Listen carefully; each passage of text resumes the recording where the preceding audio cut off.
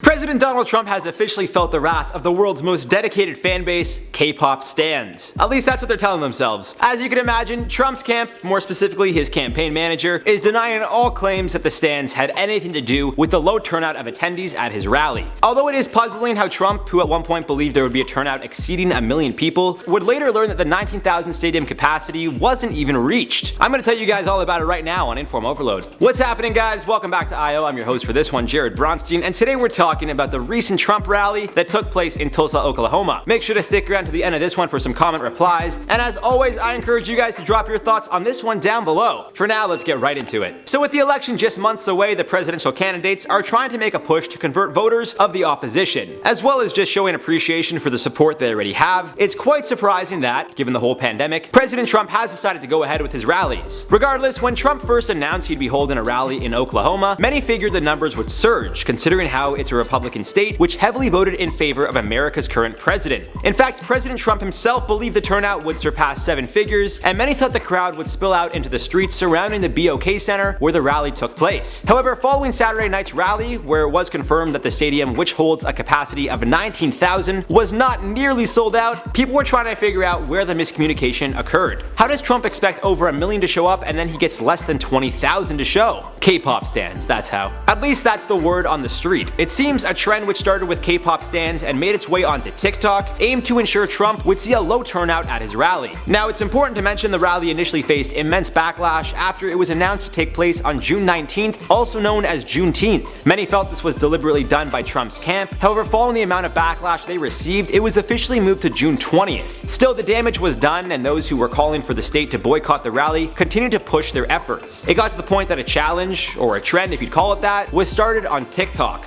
Now, I can't say for sure where this idea or trend started, but TikTok user Mary Jo Lopp, also known as the hashtag TikTok Grandma, shared a video explaining how you can reserve 2 tickets to the rally simply by giving your phone number and receiving a code. She then encourages those watching to do exactly that in hopes of a low turnout. At the time of this recording, the video has been shared over 138,000 times. Tweeting a Washington Times article with the headline reading, I quote, "Anti-Trump protesters interfere with rally, campaign claims as outdoor speech is cancelled," Brad Parscale, Trump's campaign manager, tweeted out, I quote, "Radical protesters fueled by a week of apocalyptic media coverage interfered with @real Donald Trump supporters at the rally. They even blocked access to the metal detectors, preventing people from entering, thanks to the thousands who made it anyway." In response, Alexandria Ocasio-Cortez tweeted at Parscale in response, saying, I quote, "Actually, you just got rocked by teens on TikTok who flooded the Trump campaign with fake ticket reservations and tricked you into believing 1 million people wanted your white supremacist open mic enough to pack an arena during COVID. Shout out to Zoomers. Y'all make me so proud." In regards to final numbers, the city's fire department released a report in which it reads there was just under 6,200 in attendance. Now, it's important to mention, in recent days, Oklahoma had a surge in corona cases, and the state's Department of Health actually warned those planning on attending the event that they would be putting themselves at an increased risk of contracting the illness if they did go. I'm not sure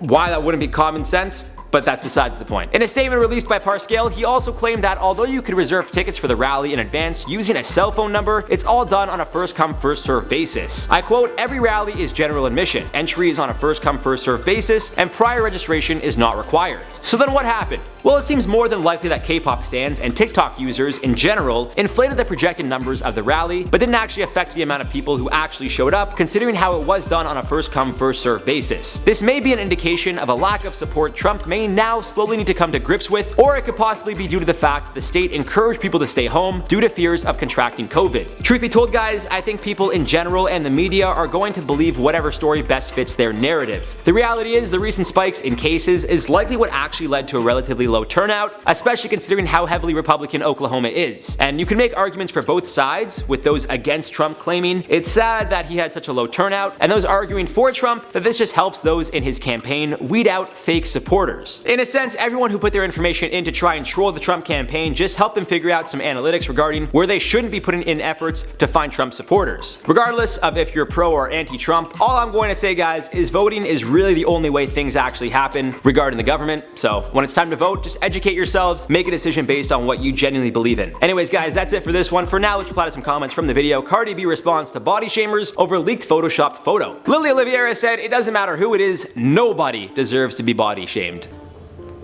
Alright, I'm just gonna say this, guys. I might get hate for this, and it really has no reflection of my political beliefs. But I wish we would maintain that energy of like no body shaming, because with the amount of people I see body shaming, like Trump and that guy Ed from 90 Day Fiance, Big Ed or No Neck Ed, that's fully body shaming. So why we decide, well, as a general consensus, we don't like this person, so it's okay. We gotta just keep it consistent across the board, guys. That's all I'm gonna say. Now, you guys can do whatever you want. Body shame Trump all you want. I really don't care. But I'm just saying, if you guys wanna, you know, make that like a standard of like, it's not, well, we could body shame this person and we could cancel this person, but not this one. Let's just keep it consistent, guys. That's all I'm saying. That's all I believe. Jody Croft said, can't hate Cardi for shutting those haters down. Hey.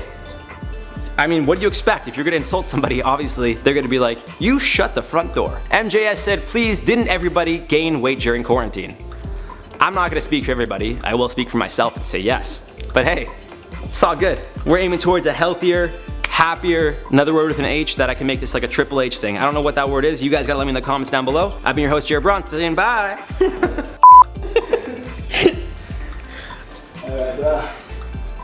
That took place in Tulsa. I always f up the name. Tulsa. Tulsa? Tulsa. Tulsa. Tulsa. Tulsa. I think it's Tulsa. I always f it up, man. Tulsa, Oklahoma. It's Tulsa. Yeah. Tesla. Actually, you just got rocked by teens on TikTok who flooded the. Actually, you just got where they shouldn't be putting efforts. Ah, man, this is a long video. I've been talking so much. Lily Oliviera.